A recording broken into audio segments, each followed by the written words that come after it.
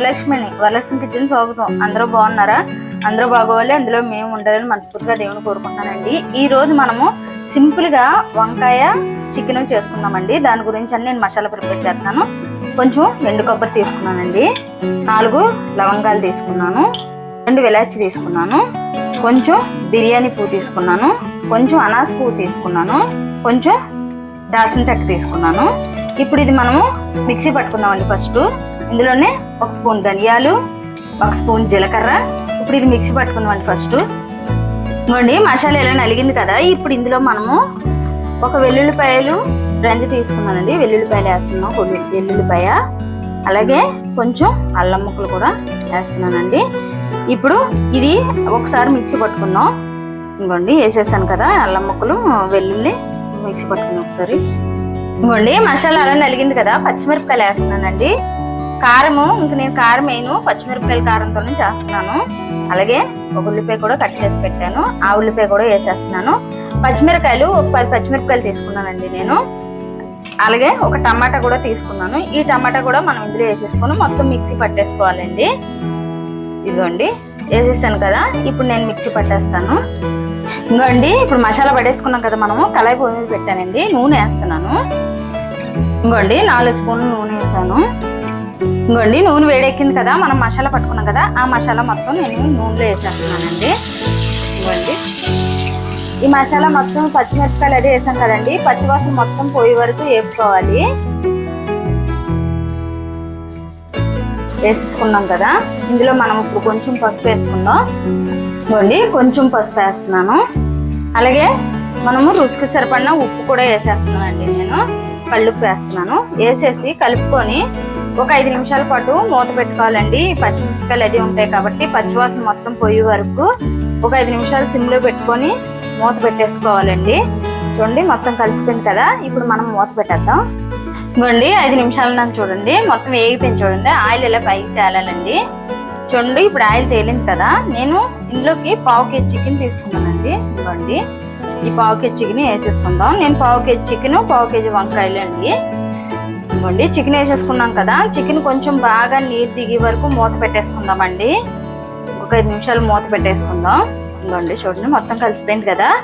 ఇలా కలిపేసుకొని ఇప్పుడు ఇందులో మనం కొంచెం కరివేపాకు వేసుకుందాం. ఇంకోండి కరివేపాకు కూడా వేసేస్తున్నాను. వేసేసి ఒక 5 నిమిషాలు మనం మూత పెట్టుకుందామండి.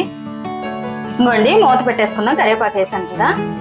ఇంకోండి ఒక 5 నిమిషాలు మూత పెట్టుకుందాం అన్నాం కదా. చూడండి చిగుల్లో ఉన్న నీళ్ళంతా దిగిపోయింది కదా. ఇప్పుడు 1 నిమిషం పాటు ఇలా మూత పెట్టి వంకాయలు కట్ చేసుకుందామండి. ఇలా చికెన్ ఉడికాకే వేసుకోవాలి వంకాయలు. ముందుగా వేసామంటే మళ్ళీ నుజ్జులాగా అయిపోతాయి వంకాయలు. ఇప్పుడు ఇలాగ 1 నిమిషం పాటు పెట్టేసి మనం వంకాయలు కట్ చేసుకుందాం. ఇంకోండి నీళ్ళలో ఉప్పు వేసానండి, కొంచెం నీళ్ళు పట్టుకొని ఉప్పు వేసాను. 1/2 కేజీ వంకాయలు తీసుకున్నానండి. ఇవ్వండి వంకాయలు. ఈ వంకాయలు ఇలాగా మనము చూడండి ఇలా మధ్యలోకి 4 వేపులు వచ్చేలాగా ఇలా కట్ చేసుకోవాలి. చూడండి ఇలాగా సేమ్ మనం వంకాయలు మొత్తం ఇలాగే కోసేసుకుందాం అండి. పుచ్చులు ఉన్నాయని చూసుకోవాలి మధ్య మధ్యలో. చూడండి ఇంకోండి ఇప్పుడు ఈ వంకాయలు కూడా వేసేస్తున్నానండి. నేను కట్ చేసుకున్నాం కదా, వేసేస్తున్నాను. వేసేసి కలుపుకుందామండి. ఈ మసాలా మొత్తం ఈ వంకాయలు పట్టేలాగా ఇలా కలిపేసుకుందాం. ఒక 2 నిమిషాలు ఏగనిచ్చుగా కొంచెం వాటర్ వేసుకోవాలండి. ఇంకోండి మసాలా మొత్తం వంకాయలకు పట్టేసింది కదా. ఇప్పుడు మనం మళ్ళీ ఒక 2 నిమిషాలు మూత పెట్టేద్దాం. ఇంకోండి వంకాయ మొత్తం వేగిపోయింది కదా. ఇప్పుడు మనము కొంచెం నీళ్ళు వేసుకుందామండి. ఇంకోండి కొంచెం వేసాను, సరిపోతాయి. 2 నిమిషాలు అయితే అయిపోద్ది. ఆల్రెడీ వంకాయ వేగిపోయింది కాబట్టి 2 నిమిషాలు అయితే సరిపోతుందండి. ఇంకోండి మూత పెట్టేస్తాను మళ్ళీ. చూడండి వంకాయలు కూడా మగ్గిపోయింది. ఇంకోండి ఒక 2 నిమిషాలు అన్నాం కదా. చూడండి ఉడికిపోయింది వంకాయ కూడా, ఎలా ఉడికిపోయింది చూడండి. ఇంక ఇది మనము స్టవ్ ఆపేసుకుందామండి. అయిపోయింది చికెన్ వంకాయ కర్రీ. చూడండి ఎంత బాగా వచ్చిందో ఎమ్మీగా. ఇందులో మనం ఇంకేం కారం లేదండి, పచ్చిమిరపకాయల కారంతోనే చేసాము. టేస్ట్ మాత్రం చాలా బాగుంటుంది ఇలా చేసుకుంటే. ఇంకోండి ఇలా చేసుకుంటే మాత్రం చాలా బాగుంటుంది. ఈ చికెన్ వంకాయ చపాతీకి కానీ, పులకాకి కానీ, రోటీకి కానీ వేడి వేడి అన్నంలో వేసుకొని తింటే మాత్రం ఎక్సలెంట్గా ఉంటుందండి. టేస్ట్ మాత్రం చాలా బాగుంటుంది ఇలా చేసుకుంటే. ఇక చూడండి వంకాయలు కూడా ఎక్కడ ఎరగలేదు, వంకాయలుగా వచ్చాయి. ఇలా చేసుకుంటే టేస్ట్ మాత్రం అదిరిపోద్ది. ఇప్పుడు ఇందులో మనము కొంచెం కొత్తిమీర వేసుకుందాం. ఇవ్వండి కొంచెం కొత్తిమీర వేసుకొని కొంచెం కలిపేసుకొని మనం స్టవ్ ఆపేసుకుందామండి. అయిపోయింది. ఇలా చేసుకుంటే మాత్రం టేస్ట్ మాత్రం చాలా బాగుంటుంది.